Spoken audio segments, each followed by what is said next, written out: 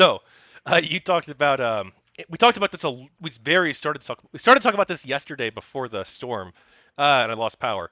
But institutions. So the anti-GamerGate people, including yourself, you got tricked into defending institutions. What do you mean by that exactly? Well, we get Kotaku's an institution, and in a lot of ways, we were tricked into making the situation not about Kotaku. It was never about Kotaku for any of us. It was about defending, Zoe Quinn or Brianna Wu or whoever. There were various other names who were under attack, under siege.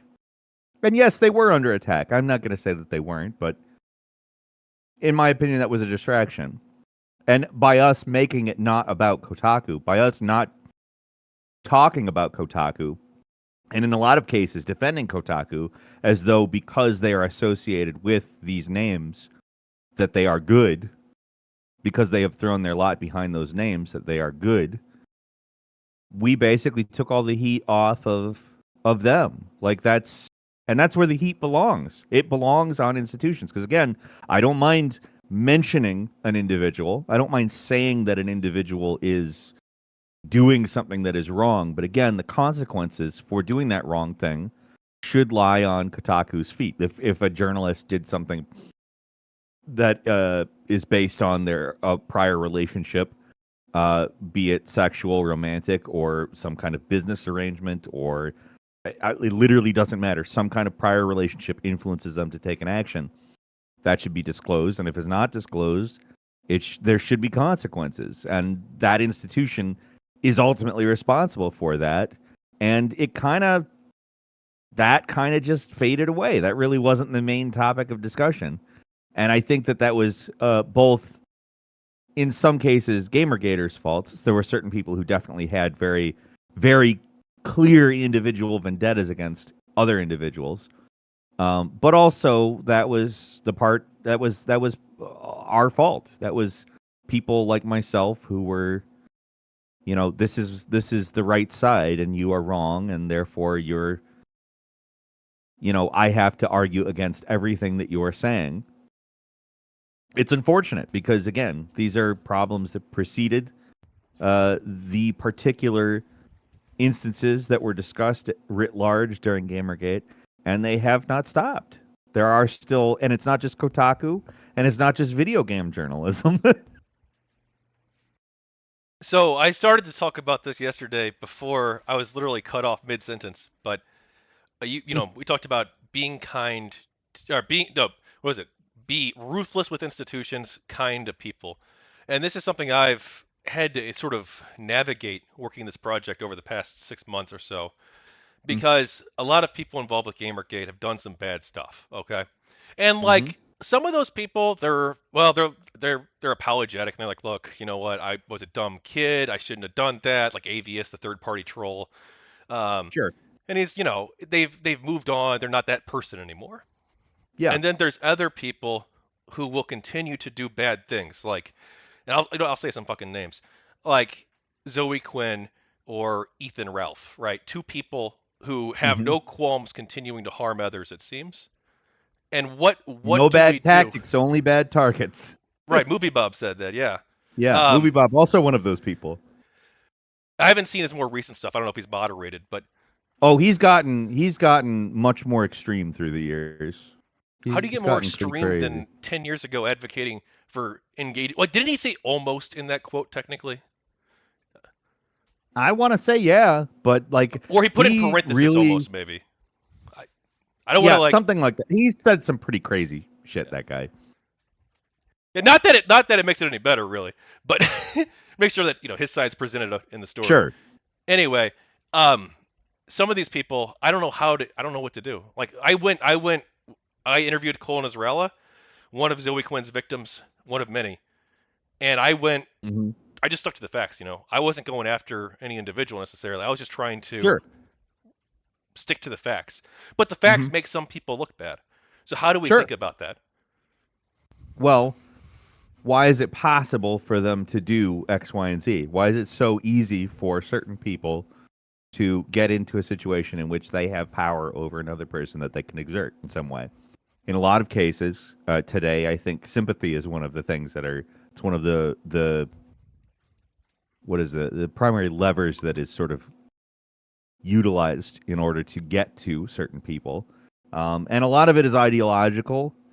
But you can also, Zoe Quinn is also a big name, like is perceived as somebody who is actually, has a history in video games, whether that is a good thing or a bad thing, depending on who you are. Um, so perception, it's, I mean, you don't really fix that stuff unless you fix the dynamic. And to me, the dynamic is not something that Zoe Quinn created. It's something that um, it's been propagated. Like I said earlier, fandom is kind of the primary mode that everything interacts with now. You have political fandoms. You have veganism is a fandom. People hate when I say that, but that's all it is. Feminism is a fandom. Marxism has a fandom. I am a Marxist personally, but I am also at odds with a lot of people who call themselves Marxists because they don't subscribe to what Marx says. They didn't read Marx. They don't really care anything about that. They care about the aesthetic of being revolutionary, which is not actually very helpful to anyone. You ultimately have those types of dynamics. And within those fandoms, you have people who sort of compete to be the primary figures. And those figures are sort of leveraged by, I don't want to say, it's hard to name exactly specifics, but I would say media outlets leverage those figures to kind of launder their views. Because if Kotaku makes an article about Zoe Quinn saying, Zoe Quinn thinks blankety blank blank, they're technically promoting that view, and they're using the fact that she thinks that to say that. Well, you say promoting that view. I actually have look. I interviewed tons of people. Some of them I disagree with. And if I put in the headline, um, a quote of theirs, or like paraphrase something that they said in the video, is that me promoting that view? It, rationally, no. But in the attention economy, yes. Even if I later Unfortunately. go on to push back on that view in the video itself, Well, and we discuss it as an possibly. open It discussion. really depends. Are people going to see the title of the video and watch it, or are people going to see the title of the video and walk away? That's a question that, you can't answer the same answer for every person. So for some people, yes, you are promoting it, and for some people, no, you aren't. Now, the thing is, rationally speaking, I don't believe that's how it should be. I don't agree with that. But if we're talking about the attention economy, bringing attention to something is marketing it in a certain way. Now, if you have more control over the narrative itself, if you have some power behind you, an institution or just a large following, you can change that. Like if you have, for instance, a huge following that can maintain like the fact that you are actually saying something negative about that thing, that's a different thing. I mean, the problem is there's a lot of nuance to that subject, and I don't think that there's any one single answer, unfortunately. I do think the way that they have it set up, and this is, again, not a setup that I agree with, it's a setup that I think exists, though, is that the mere mention of things is regarded as promoting it because it brings attention to it. The attention is the thing that matters in the sort of neoliberal market fetishized world that we live in at the moment. The attention is the thing that matters, not necessarily the thing that's actually said, because so many things that you see are not the actual thing that was said. What matters is the thing that gets sort of used or grafted on the public consciousness. It's a very difficult topic to answer simply. I don't think that it's a good thing that that's how it works. And I don't think that it's the default either. I don't think that if we were operating in a different mode, like let's say going back to the 1930s, for instance, I don't think that simply mentioning something is promotion of a thing in the 1930s, because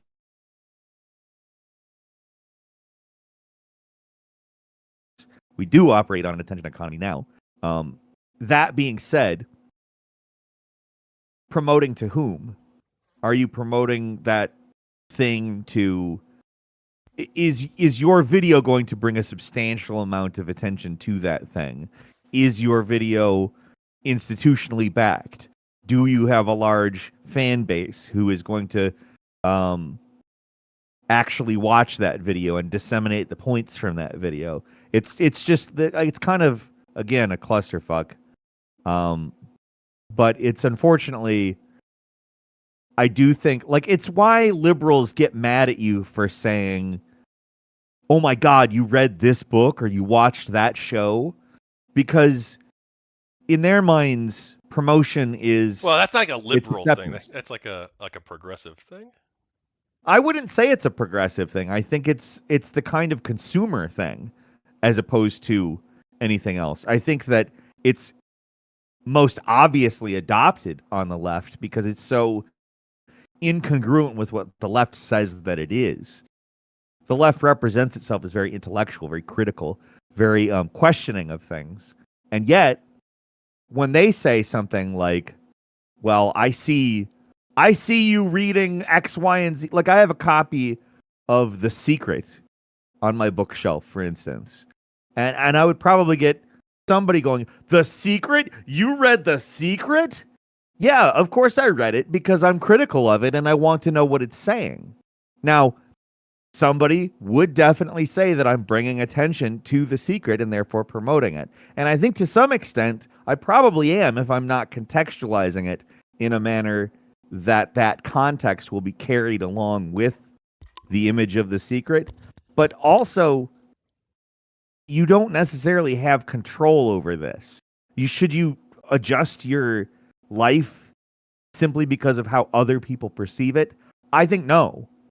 But uh, to some extent, the way that the neoliberal mode works, which is everything is a market, you're always a consumer, you're always making consumer choices, visibility is marketing. I think in that criteria, yes, it is promotion. It's just I would like people to start disregarding it, I guess.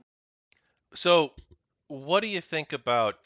You think a lot of the institutions have problems. I think a lot of the institutions have problems too.